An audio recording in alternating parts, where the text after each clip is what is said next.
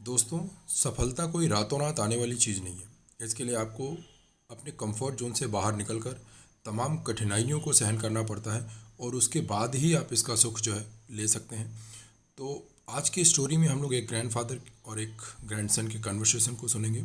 इस कन्वर्सेशन के द्वारा हम लोग ये समझने की कोशिश करेंगे कि सफलता के लिए हमें किस तरह का प्रयास करना है। तो आइए चलते हैं और सुनते हैं।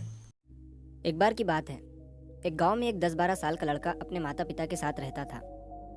तो एक दिन वो लड़का कई सालों के बाद अपने दादाजी के गांव जाता है। वहां जाकर वो हर समय अपने दादाजी के साथ खेलता है। तो खेलते खेलते उसने एक दिन अपने दादाजी से कहा कि दादाजी, जब मैं बड़ा हो जाऊंगा तो मैं बहुत ज़्यादा सक्सेसफुल बनकर दिखाऊंगा। क्या आप मुझे कामयाब बनने के लिए कुछ तरीके बता सकते हैं? तो उसके दादाजी मुस्कुराते हुए उसकी तरफ देखते हैं और उसे हाँ कहते हैं। वो उसे एक पौधों की दुकान पर ले जाते हैं जहाँ पर छोटे छोटे पौधे मिलते थे। वहाँ से उसके दादाजी 2 छोटे पौधे खरीदते हैं और वापस घर आ जाते हैं। घर आने के बाद वो उनमें से एक पौधे को बड़े से गमले में लगा देते हैं और उस गमले को घर के अंदर रख देते हैं और दूसरे पौधे को वो घर के बाहर लगा देते हैं। फिर वो अपने पोते से पूछते हैं कि तुम्हें क्या लगता है, कौन सा पौधा फ्यूचर में अच्छे से बड़ा हो पाएगा?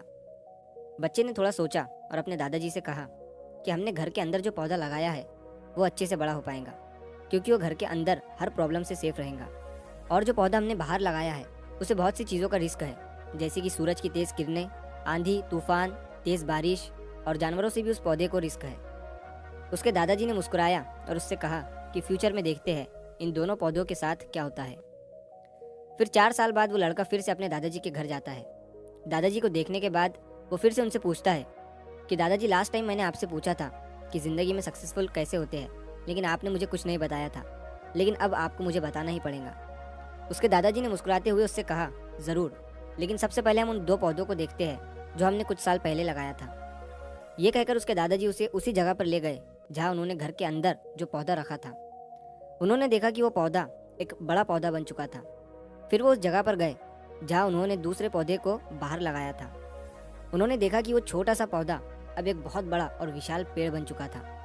उसकी जो टहनियाँ थी वो बहुत ही मजबूत और लंबी थी और उसका साया पूरे ग्राउंड पर पड़ रहा था। अब उस लड़के के दादाजी ने उसकी तरफ देखा और उससे कहा कि बताओ, कौन सा पौधा ज़्यादा बड़ा और मजबूत हो चुका है, कौन सा पौधा ज़्यादा सक्सेसफुल हुआ है?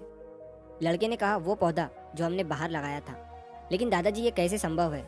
इस पौधे ने कई डेंजर सिचुएशन सही होंगी, इस पर कई प्रॉब्लम्स आई होंगी, लेकिन फिर भी ये पौधा इतना बड़ा पेड़ कैसे बन गया? उसके दादाजी ने उसकी तरफ देखा और कहा, तुमने ठीक कहा, जो पौधा हमने बाहर लगाया था उसने कई प्रॉब्लम सही होंगी और उन्हीं प्रॉब्लम से डील करते हुए वो इतना बड़ा और विशाल हो पाया है और अब वो जितना चाहे उतना अपनी टहनियों को बड़ा कर सकता है। और जो आंधी तूफान और तेज़ बारिश जैसी प्रॉब्लम्स हैं वो उसकी टहनियों को और भी मजबूत बनाती है और इसी वजह से आज वो एक बहुत विशाल पेड़ बन चुका है और अब ये सारी प्रॉब्लम्स उसके सामने छोटी है। फिर उसके दादाजी ने उसकी तरफ देखा और उससे कहा कि बेटा, एक चीज़ हमेशा याद रखना, जब तक तुम अपनी लाइफ में स्ट्रगल नहीं करोगे, जब तक तुम डिफ़िकल्टीज से नहीं गुजरोगे, तब तक तुम अपनी लाइफ में सक्सेस को अचीव नहीं कर सकते हो। अगर तुम अपनी लाइफ में हमेशा कंफर्टेबल चॉइसेस ही रखोगे तो तुम अपनी लाइफ में उतना ग्रो नहीं कर पाओगे जितना तुम कर सकते हो। और अगर तुम हर प्रॉब्लम के लिए तैयार रहोगे, हमेशा स्ट्रगल के लिए रेडी रहोगे, तो फिर किसी भी मंजिल को पाना तुम्हारे लिए असंभव नहीं होगा और फिर बड़ी बड़ी प्रॉब्लम्स तुम्हें छोटी लगने लगेंगी। ये सुनने के बाद उस लड़के ने एक गहरी सांस ली और फिर उस विशाल और बड़े पेड़ की तरफ वो देखने लगा। उसके दादाजी के शब्द उसके दिमाग में घूम रहे थे। दोस्तों, प्रॉब्लम्स, रुकावट, डिफ़िकल्टीज, इन चीज़ों को हम अपनी ज़िंदगी के दुश्मन समझते हैं, लेकिन यही रुकावटें, यही डिफ़िकल्टीज हमें स्ट्रांग बनाती है और अपनी ज़िंदगी में ज़्यादा सक्सेसफुल बनाती है। और वो किसी ने कहा है ना कि अगर आपकी लाइफ में प्रॉब्लम्स नहीं आ रही है तो समझ जाओ कि आप गलत ट्रैक पर हो। तो दोस्तों, अगर आप इस कहानी को और भी लोगों तक पहुंचाना चाहते हो तो इस वीडियो को लाइक करिए ताकि यूट्यूब इस वीडियो को और भी लोगों तक पहुंचाए। और कहानी अगर अच्छी लगी हो तो चैनल को सब्सक्राइब ज़रूर करिए। मिलता हूँ मैं अगली बार इसी तरह की कहानी के साथ। तो सब्र करो, शुक्र करो और ज़िंदगी में आगे बढ़ो। उम्मीद है यह कहानी आपको प्रेरणा दी होगी। अगर आपको यह कहानी पसंद आए तो हमारे चैनल को लाइक और सब्सक्राइब करिए और इस कहानी को शेयर करना ना भूलें। Thank you so much.